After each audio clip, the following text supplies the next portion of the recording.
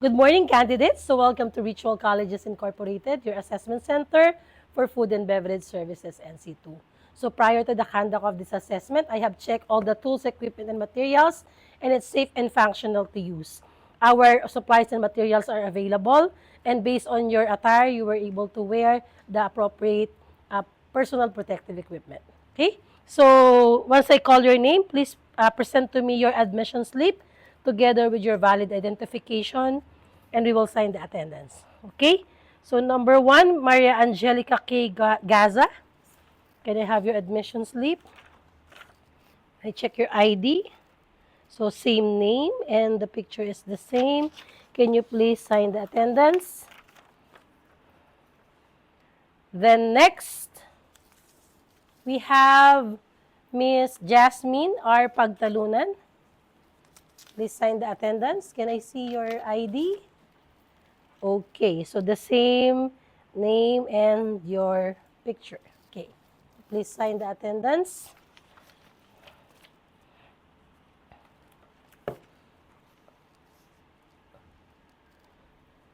Oh, thank you. So based on the attendance, I have two candidates attending the national assessment today. So and there are no absent candidates. Okay. So by the way, we have here our test representative, Miss Jean Baluyut. She will be our test representative. She have handed over to me the complete sets of test package that will be used for today. And then we have also our assessment center manager, Mr. Romeo L. De La Rosa. So he provided me the attendance sheet and then your application forms.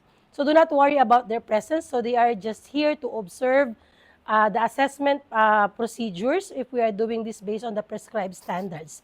They will not be the one to assess you because I will be your assessor. So by the way, I'm Ma'am Richelle Calao, an accredited competency assessor for food and beverage services NC2. Okay, so I have with me your accomplished application forms, not together with your self-assessment guide. And based on your self-assessment guide, you have checked all the yes box. This is an indication that you know and you can perform the competencies required for this qualification and you are ready for the assessment, right?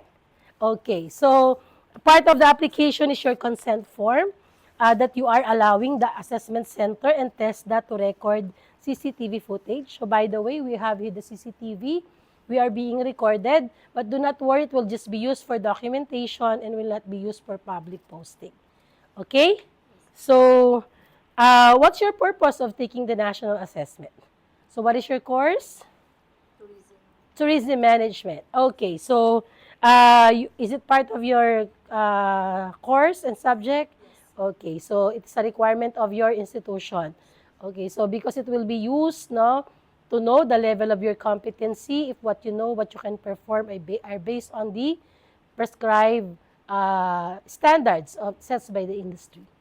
Okay, so are you ready for this assessment? Okay, so by the way, we're going to have some orientation before we proceed with the national assessment.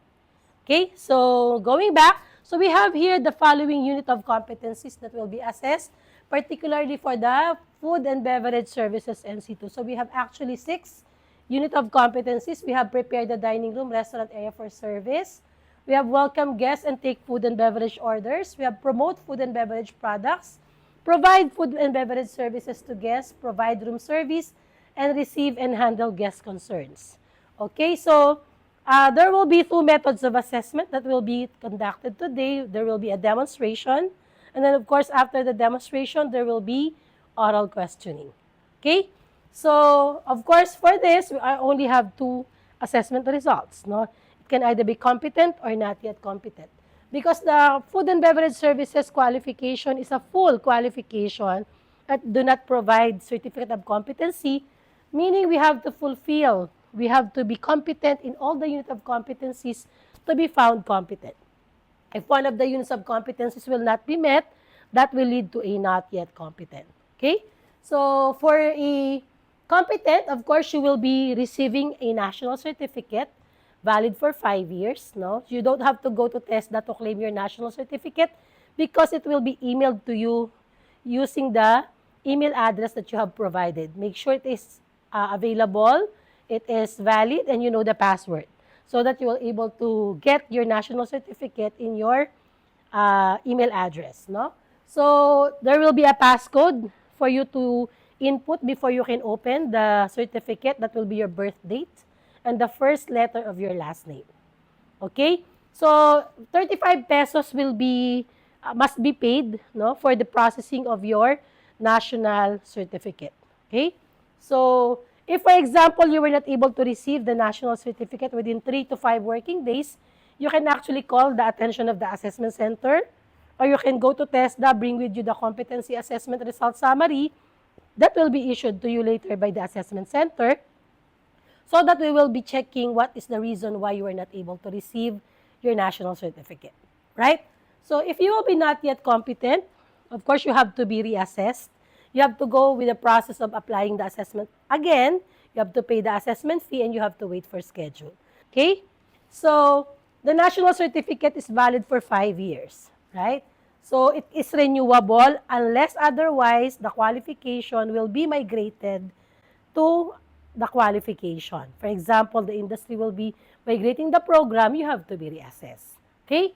Then, of course, in our assessment, you have your rights and appeal system. So, number one right that you have is your right to be assessed. Because you have submitted yourself, you will be assessed. Okay? If you will be not yet competent, you have the right to be reassessed. Then another right will be if ever you feel like you were not able to undergo the right process of the assessment that leads to your unacceptable result. No, you have the right to appeal. The appeal must be addressed to the AC manager of this institution or assessment center, Mr. Romeo de la Rosa, within 48 hours. Okay? So if that will be the case, I am advising you that you do not sign the rating sheet and the cards later if you will be having your right to appeal. Okay, it must be addressed within 48 hours because after 48 hours without complaint, the complaint will be no longer be entertained. Okay? Then, of course, we have our personal needs, I believe. So, comfort room for ladies will be on this side of the building. You just have to go straight. Before the stairways, there is the comfort room. Then, if you will be needing if you need to drink water or you have to take your light snacks, I hope you have bring with you some. So, as an adult, you know your personal needs. If you're taking some medicine, I will not be offending you, but is there any one of you is pregnant? None. Of course, that's very good. Okay. So that we have to know if there will be personal needs. Okay. If you're taking some medicine at an appropriate time, please do it so. Okay. Then for religious practices, if you have religious practices, please inform us so that we will be giving you time to do that, to do that or to do those religious practices. Okay. Then of course we have our do's and don'ts. Okay. So we have to maintain the integrity and confidentiality of the assessment. So please refrain from sharing any information that is happening here in the assessment. Okay? So you are not also allowed to take pictures, even audio and video recordings, no? And we are not allowed to post social media, no, within the time that you are having the national assessment. After the assessment, it's up to you.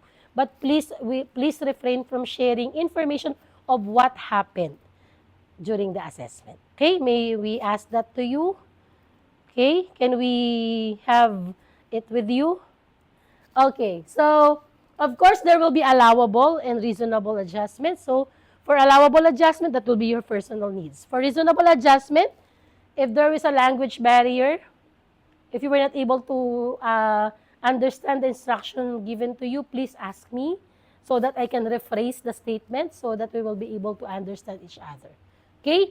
In this particular qualification, it is Food and Beverage Services NC2 with a mutual recognition arrangement in food and beverage services, no? In the mutual recognition arrangement for Asian countries.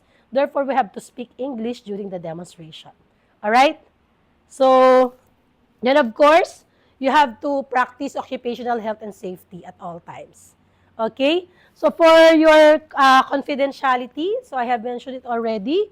So, for the specific instruction, so I have here the specific instruction. Okay. Please get one and pass. Okay. So we have there the specific instruction. So we are going to have table napkin folding, 10 folds. We have table reservation, table setup, and table service.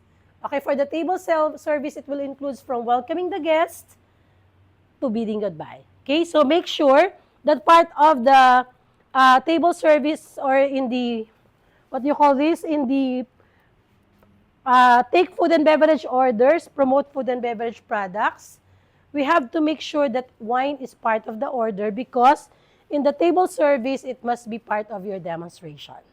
Okay? That will be for 1 hour and 30 minutes. Okay? The room service will be another one.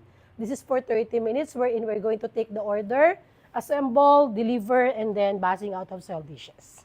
Okay? Do you have any questions so far with the specific instruction? Okay, so after the demonstration, there will be oral questioning before the feedback and results. Okay? So, any more questions? If there's none, the hour demonstration will be based on the attendance. So, we will start with Miss Maria Angelica K. Gaza. So, Miss Jasmine Pagdalunan, you will be staying in our holding area and you will be waiting for your turn for the demonstration. Okay? So, any more question? None. So, if there will be no more questions, can I get the specific instructions now? Later on, when we are going to have the demonstration, you are allowed as well to read it again before your actual demo. Okay? So, with that, Miss Jasmine, you can go to the holding area. And then, Miss Angelica, you can go to the comfort room for a while. Then, please be back after 5 minutes. All right? So, please. Thank you.